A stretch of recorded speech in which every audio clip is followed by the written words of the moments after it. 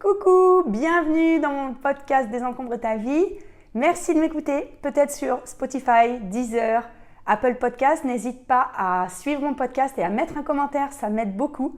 Et tu me regardes peut-être sur YouTube en vidéo. Je suis en direct dans ma cuisine et je suis très contente de revenir après un petit moment sans avoir fait de vidéo ni de podcast. D'où le sujet de cet épisode que j'ai décidé de faire dans le flow. J'ai pas fait de plan.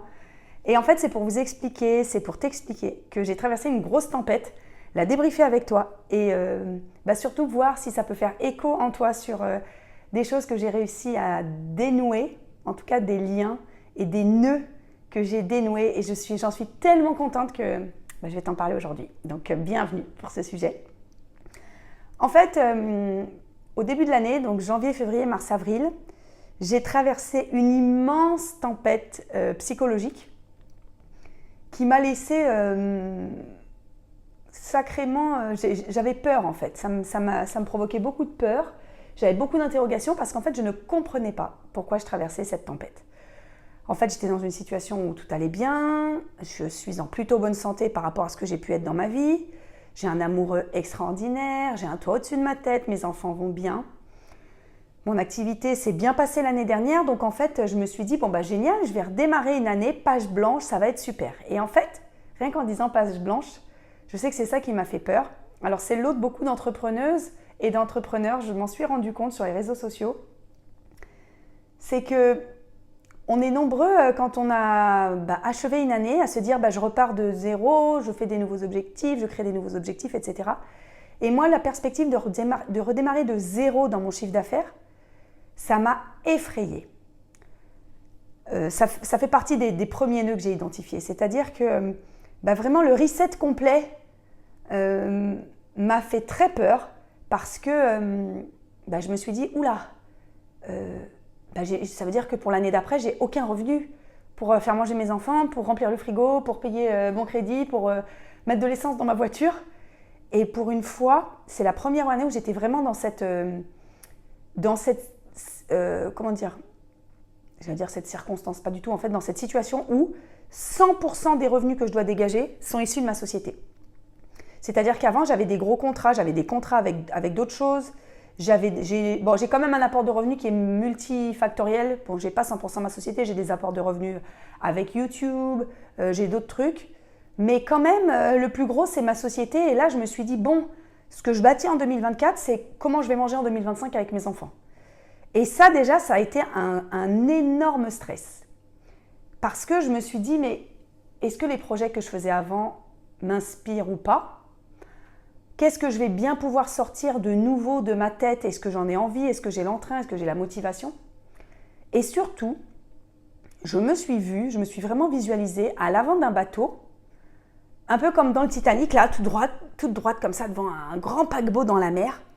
Et en fait, mon océan, il était chargé en nuages, en tempête. J'étais vraiment dans une tempête, je me voyais la nuit, avec des grosses vagues que je me prenais dans la tronche comme ça. Mais la réalité, c'est que les vagues, je ne savais pas de quoi elles étaient composées. Donc je me suis dit, ça va passer, je vais accueillir le truc, j'ai l'habitude de me laisser traverser par mes émotions. Je sais dealer avec ça. Moi, j'ai fait plusieurs dépressions dans ma vie, des épisodes de dépression majeure où je suis restée dans mon lit.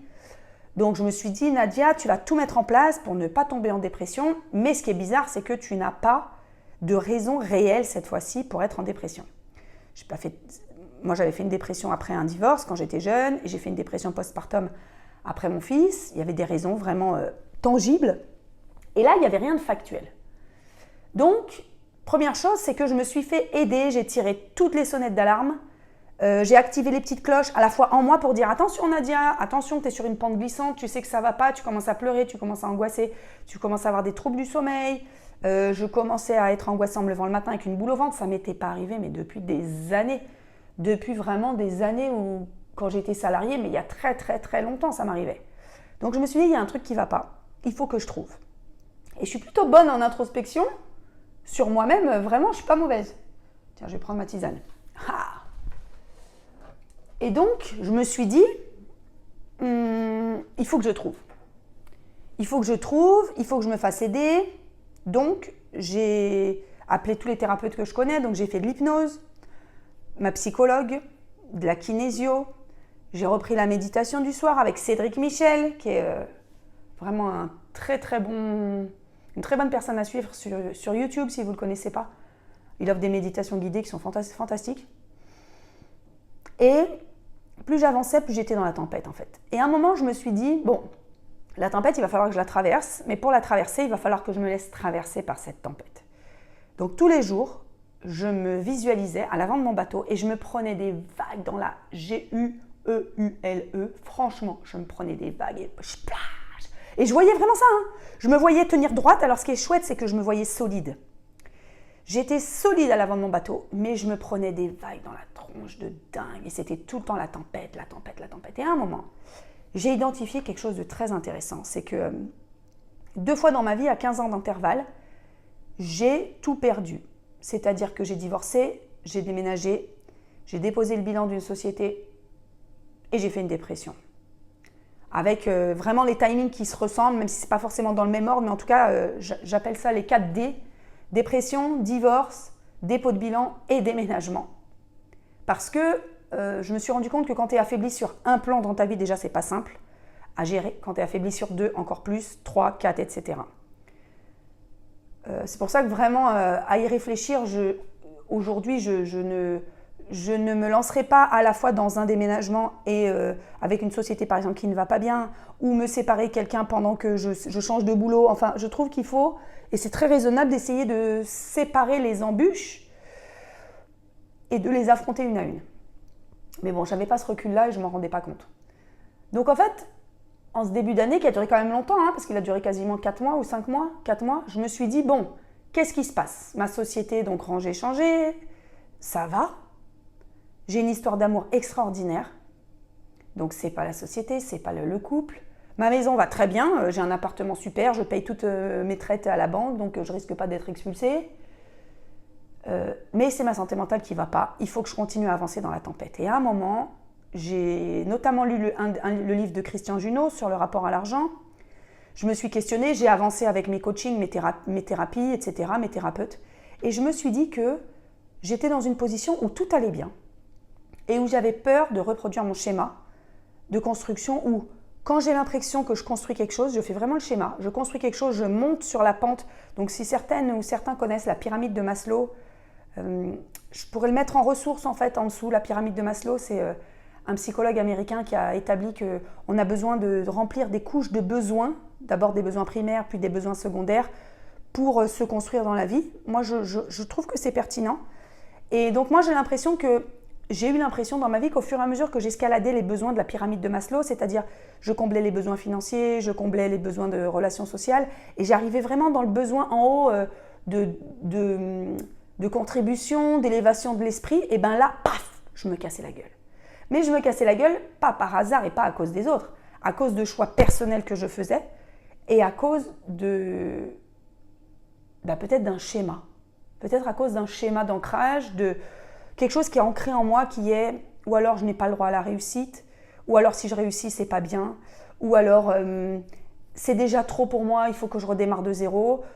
Je ne sais pas, je ne suis pas allée au bout de la réflexion, mais ce qui est sûr dans ma réflexion, c'est que je me suis dit, quand tout va bien, il y a un sabotage qui arrive. Alors qu'il soit intérieur, qu'il soit extérieur, il n'est pas 100% dû à mon fait, mais ce qui est clair, c'est que les choix que l'on fait, les décisions que l'on prend, sont responsables de ce qu'on vit après.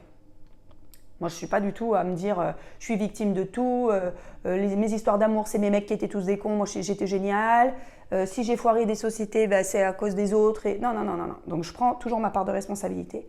Mais là, je me suis dit, Nadia, si tu ne veux pas foirer ton truc, parce que là, si je foire quoi que ce soit, ça sera entièrement ma responsabilité, parce que tous les drapeaux étaient ouverts en fait, tous les feux étaient ouverts.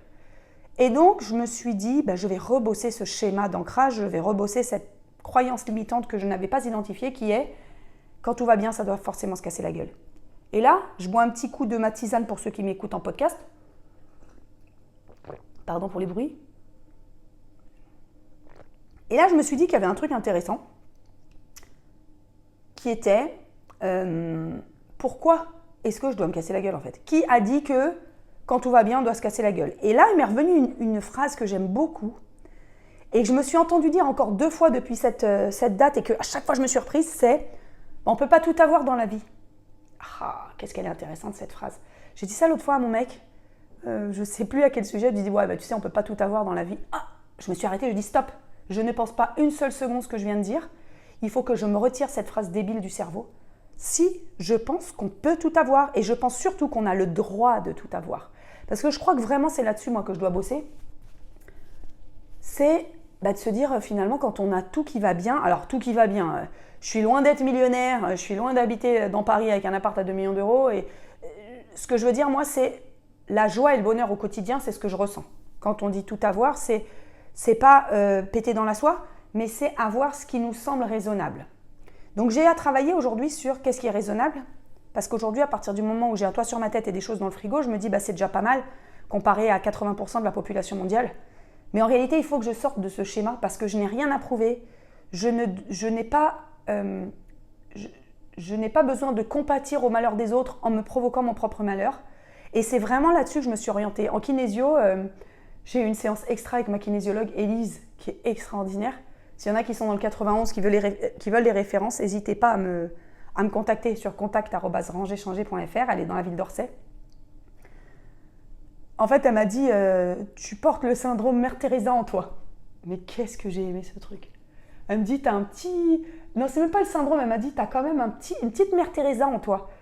Et ça m'a beaucoup plu parce qu'effectivement, moi, j'ai toujours eu tendance à me dire, ouais, mais moi, je suis tellement chanceuse dans le monde, je suis une femme, je suis éduquée, j'ai eu la chance de choisir les compagnons dans ma vie, j'ai pas eu de mariage forcé.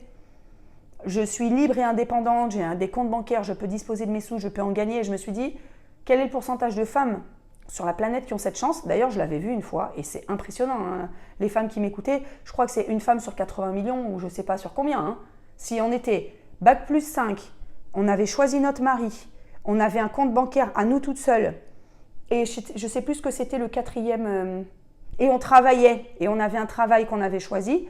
Je crois que c'était une femme sur 80 millions. Alors, vraiment, je ne me rappelle plus du tout des stats. Hein. C'était un truc sur l'UNICEF, je crois. Mais bon, c'est pour dire que même si c'est une sur 40 millions ou une sur 120, enfin, ça se compte en millions. Hein. Et même si c'était une sur 3 millions, vous voyez la chance qu'on a, celles qui m'écoutaient et qui avons... Je pense que vous êtes à peu près dans la même situation que moi. Mais le problème, c'est que ça m'a toujours pesé. Parce que je me suis toujours dit... je me rappelle une fois, j'ai fait un trek dans le désert, dans le Sahara. J'étais en Mauritanie et... on était vraiment dans le Sahara. Hein. Et à un moment, on croise un camp de Touaregs. Ils venaient d'arriver, des Sahraouis, et ils étaient en train de s'installer. Et il y avait une jeune femme, moi j'avais peut-être 30 ans. Il y avait une jeune femme qui devait en avoir 20, elle avait déjà 3 gosses. Et elle était en train de monter les tentes. Et je me disais, mais qu'est-ce qui fait que moi je suis de ce côté-là de l'océan? En tout cas, je suis dans les pays du Nord. Et qu'est-ce qui fait qu'elle a les Touaregs et que moi je suis pas Touareg, quoi? Qu'est-ce qui fait qu'elle est à sa place et que moi je suis à la mienne? Et ça, c'est un poids que j'ai souvent porté en me disant, c'est pas juste, l'injustice de la naissance. Jean-Jacques Goldman, il le chante très bien dans beaucoup de ses chansons et j'aime beaucoup.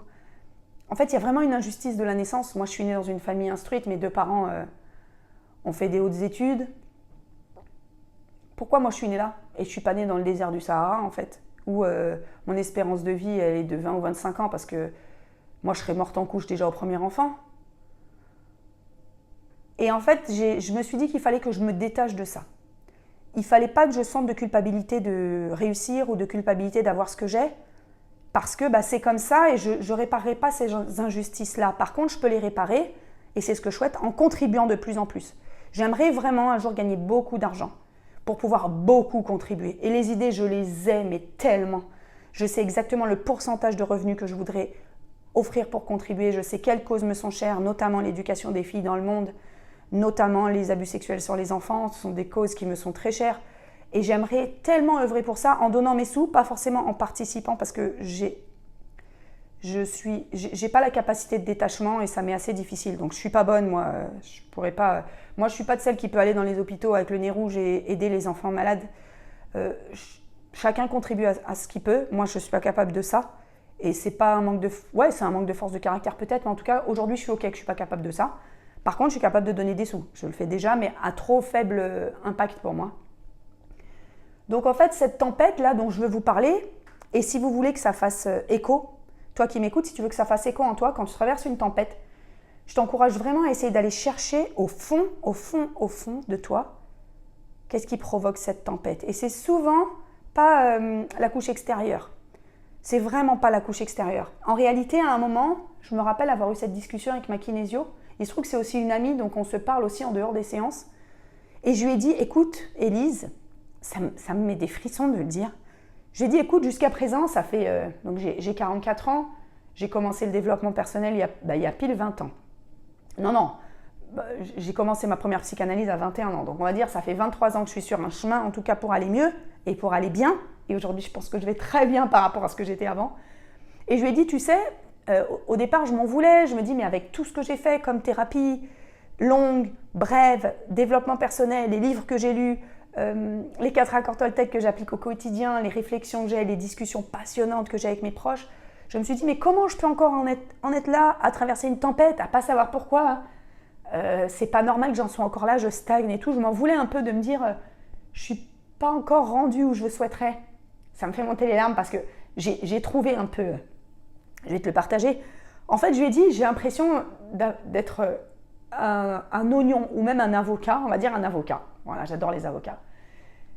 Au départ, on va dire pendant 10 ans, j'ai enlevé la couche noire qui est autour. La couche noire, c'est vraiment le dur, le crado que j'avais autour de moi qui m'empêchait de m'ouvrir, en fait, comme un peu une camisole. J'ai enlevé, je vais dire, pendant 10 ans la camisole. Puis ensuite, ça a été un peu plus simple. C'était la chair de l'avocat. Je me suis dépouillée de... Il y en a qui disent des couches d'oignon, mais je dirais que j'ai gratté la chair de l'avocat au fur et à mesure. Je l'ai enlevée. J'ai enlevé des couches, j'ai enlevé des couches, j'ai enlevé des couches. Et en fait, à ce moment de ma vie, je suis arrivée au noyau. Et pour celles qui aiment les avocats, vous savez qu'un noyau d'avocat, c'est très très dur.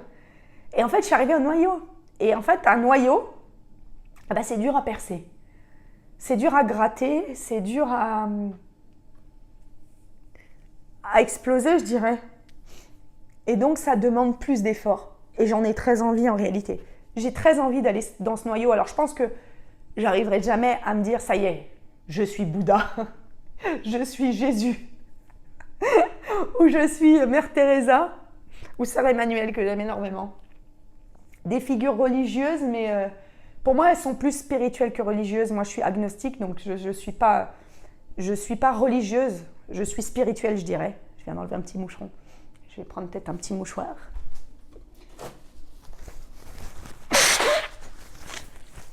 Je vous épargne.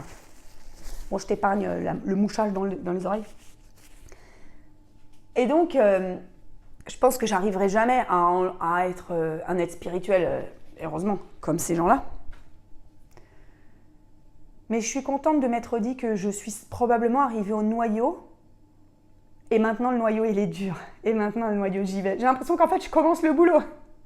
Et je me dis, putain, ça fait 23 balais que je suis sur le chemin et je commence tout juste le boulot. Donc non, bien sûr que non, c'est pas vrai. Dieu merci. Dieu merci. J'aime bien cette expression. Moi qui dis qui suis agnostique, je dis Dieu merci. Je commence le boulot du noyau. Et le boulot du noyau, je crois que il est dur. Il est dur, mais le fait d'être OK et de m'être rendu compte de ça, je me dis, bon, c'est bien. C'est bien, je suis d'accord avec moi. Alors maintenant, je vais vous expliquer comment je suis sortie de la tempête. J'avais depuis plusieurs années un projet qui me prenait du temps, un projet professionnel qui me prenait du temps. Je travaillais en collaboration pour des choses qui ne vibraient plus en fait. Okay, je travaillais presque 20 heures par semaine sur un gros projet de collaboration et ça me rassurait parce que ça me faisait des rentrées d'argent fixes. C'était mon plus gros client en fait, ça me faisait des rentrées d'argent fixes tous les mois. Donc c'était presque facile. C'était pas facile, c'était sécurisant. Et en fait, pendant cette grosse tempête, je me suis dit, mais en fait, ça n'a plus aucun sens dans ma vie. La contribution que j'ai, je la trouve, elle ne me plaît plus. Et surtout, j'avais l'impression de ne pas suffisamment contribuer pour mon cœur de cible et ce que j'aime énormément, qui est aider les femmes à désencombrer leur maison pour désencombrer leur vie. J'ai eu vraiment un sursaut de me dire, mais purée, il y a tellement ce besoin, il y a tellement de souffrance chez les femmes, il faut que je consacre 100% de mon temps à ça. Ou en tout cas, à des projets qui vibrent beaucoup plus pour moi. Je ne peux pas consacrer 100% de mon temps à ça. J'ai différents projets dans mon activité dont je ne vous parle pas tous. Je vous en parle de quelques-uns. Je ne vous parle pas de tous, ou je vous dis en tout cas quand c'est fini, par exemple. Et je me suis dit, ça ne vibre plus. Ça ne vibre plus du tout. Et en même temps, j'ai vibré l'insécurité financière. Et j'ai vibré la peur du manque. Et c'est ça, en fait, que je suis allée explorer. Je me suis dit, il faut que je saute à pieds joints dans cette insécurité parce que ça fait des années que je travaille sur ma peur de manquer, notamment avec les épisodes où j'ai tout perdu dans ma vie. D'ailleurs, si tu veux écouter un épisode de podcast intéressant, mon premier divorce, quand j'ai tout perdu, j'ai gagné 100 000 € à un jeu télé. Je ne sais pas si tu as déjà écouté cet épisode de podcast. Je te mettrai le lien en bas. Sur YouTube, je ne l'avais pas filmé, donc ça sera le lien d'un podcast. Et en podcasting, je te le mettrai. C'est dans mes tout premiers épisodes, ça doit être le 7 ou le 8, donc je te mettrai la référence. C'est pour dire que je suis consciente que même quand je touche le fond, je trouve les solutions et je trouve les ressources pour rebondir. Et là, je me suis dit, je vais arrêter ce projet, je vais arrêter la sécurité. Et je vais me lancer à corps perdu dans mes propres projets, notamment l'écriture de mon livre, que je repoussais depuis 2 ans parce que je n'avais pas le temps vraiment matériel pour m'y mettre. Et notamment, j'avais envie de mettre un autre projet très très important dans ma vie qui est reprendre le sport, mais à haute échelle. J'ai toujours fait du sport, j'ai toujours été sportive, mais là j'avais besoin de... Ça va d'ailleurs être le sujet du prochain podcast sur le rapport à mon corps et à mon alimentation. Et je vais vraiment vous donner Je vais vraiment vous en parler à cœur ouvert. Parce que je ne suis pas la seule à traverser ces moments-là, donc voilà, je vais vous en parler. Et j'ai remis le sport dans ma vie, mais ce n'est pas une fois de temps en temps je fais mon sport, c'est que maintenant je fais mon sport 4 à 5 fois par semaine et ça fait partie intégrante de mon planning et de mon emploi du temps, tout comme j'ai coaching de groupe jeudi à 12h30, et à 15h le jeudi, j'ai mon sport de 15h à 16h. Donc j'ai pleinement osé mettre du temps pour moi intégré dans mon planning. Parce que je suis toujours à dire oui, il faut prendre du temps pour soi, c'est facile de prendre 5 minutes. Enfin non, c'est pas facile pour tout le monde, mais moi j'arrivais à prendre 5 minutes, je me bois un petit thé, je mange un carré de chocolat noir. Mais se dire je prends 1 heure tous les jours, c'est autre chose. Juste pour moi. Alors que j'ai des lessives, je dois m'occuper de mes enfants, il faut que je change leurs draps, j'ai des coachings de groupe, je dois préparer mon prochain programme en ligne, je dois écrire mon livre, j'ai un impératif de livre, j'ai un impératif de plein de choses. Mais je me suis rendu compte que en fait, je dois m'honorer. Je dois m'honorer. Si, je vais reprendre mon idée du départ, si j'ai la chance d'être une femme sur 80 millions qui a de l'argent, un travail qui me plaît, la chance de choisir ses conjoints, de ne pas avoir donc de mariage forcé, avoir la chance d'avoir eu un bac+5, d'être allée à l'école, d'avoir des parents qui ont été soutenants, je dois honorer cette chance-là, je pense. C'est un sujet, parce que j'en pleure encore. Je pense que je dois honorer cette chance et ne pas me sentir coupable de l'avoir. Donc je me sens encore plus légitime d'honorer mon corps, d'honorer mon intellect, de le faire marcher, de me dire si mon pays m'a payé des études de bac+5 sans que je mette quasiment pas la main au portefeuille, contrairement à tous les pays du monde où c'est le cas, et que j'ai cette chance d'être où je suis aujourd'hui, libre et indépendante, je dois, décidément c'est un sujet sensible, je me dois d'honorer tout ça en l'honneur des autres femmes qui n'ont pas cette chance. Et donc aujourd'hui, je le prends vraiment comme ça. Et je le prends aussi en me disant, je veux contribuer beaucoup plus. Je voudrais massivement aider les femmes à faire de la place dans leur vie, à sortir du chaos, à sortir de la tempête. Et donc en fait, je vais vous dire comment je suis sortie de la tempête. Un jeudi après-midi, j'ai appelé mon client principal et je lui ai dit, écoute, ça ne résonne plus, je ne veux plus travailler avec toi.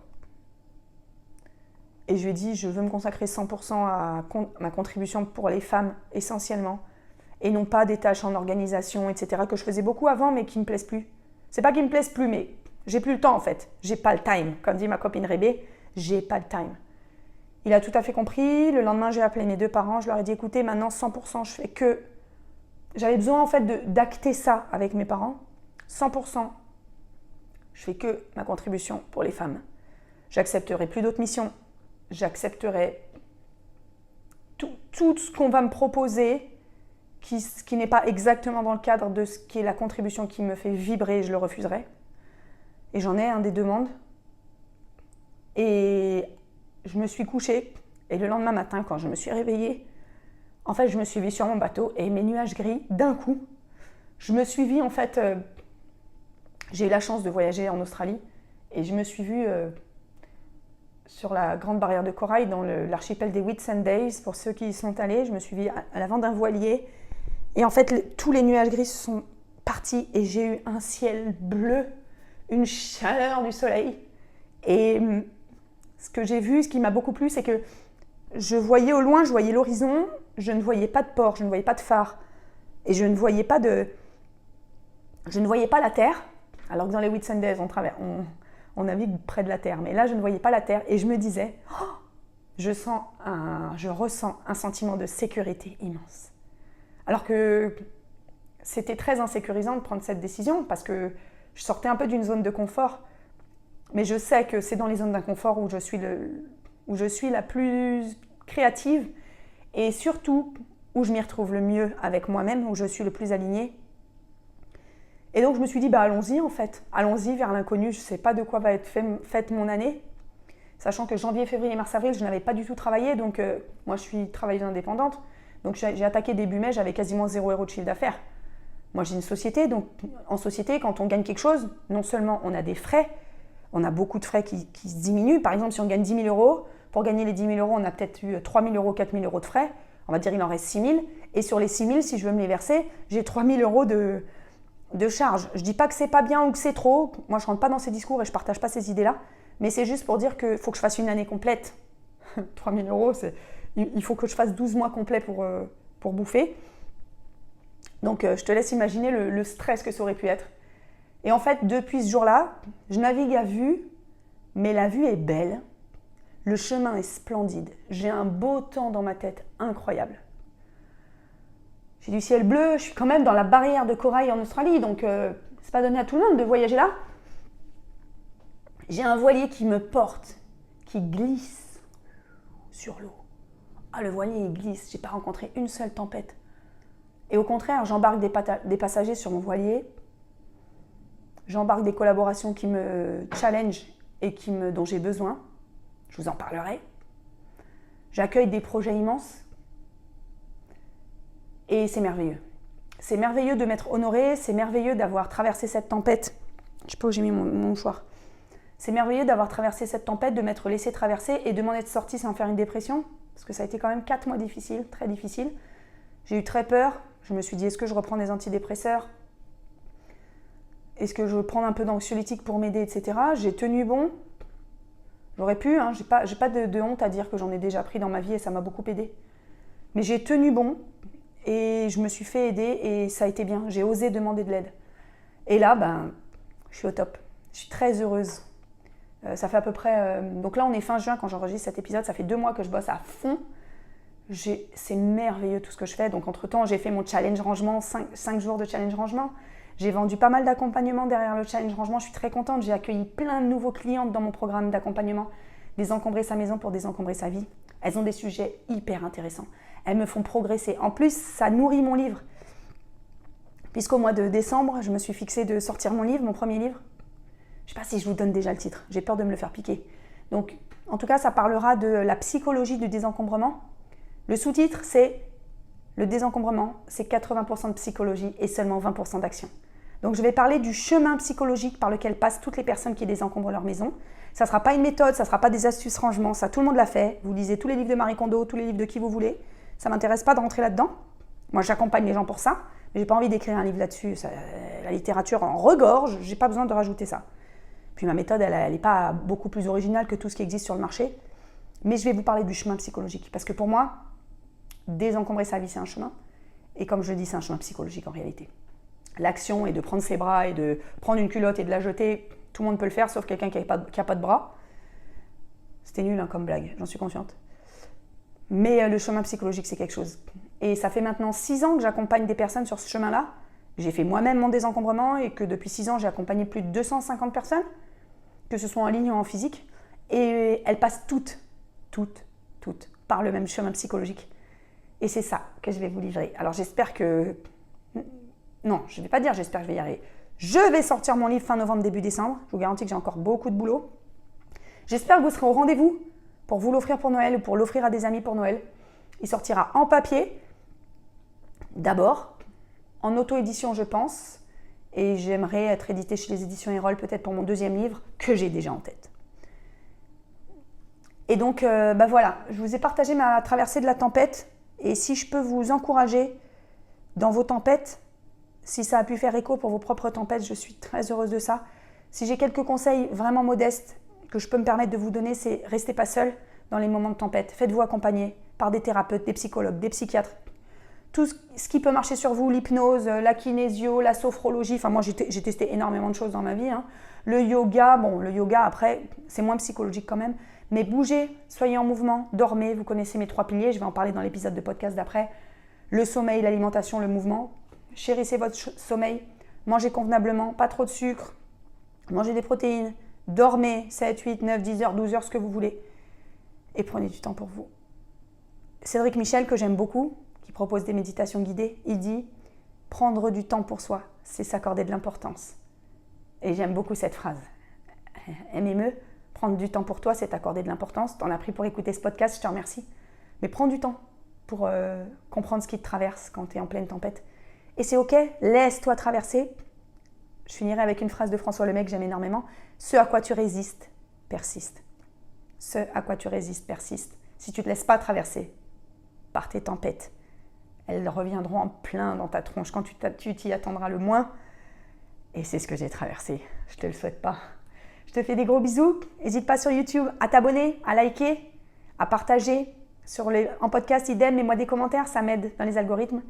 Et je te dis à très vite. Merci pour ton soutien depuis toutes ces années. Ciao, ciao!